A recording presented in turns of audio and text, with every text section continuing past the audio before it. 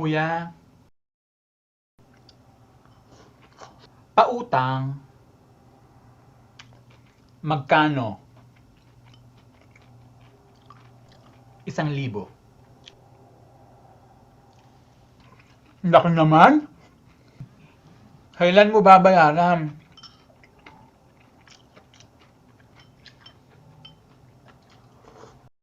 Pautang, pautang, pautang. A gente usa também pahiram. Mas, É geral. olha, Kuya, pahiram ng ano?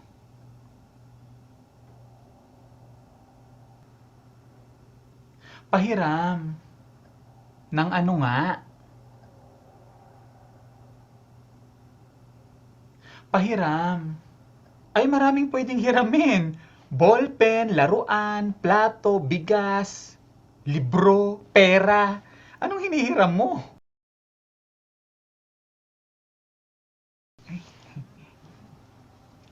Viu? Porque quando você fala pahiram, isso pode significar que você está fazendo empréstimo. Pode ser assim, pode ser tal. Mas quando você fala pautang, isso automaticamente que você está fazendo empréstimo de dinheiro. A pessoa vai responder quanto, viu? Mas se você fala pahiram, o quê? Do que, viu? Mas tanto faz, porque pahiram e pautang têm o mesmo sentido, de que você tem que devolver, né? Se você for completar a frase, pode, dá para entender melhor. Você pode usar pautang ng pera ou pahiram ng pera. Tanto faz, mas ainda tem diferença. Olha.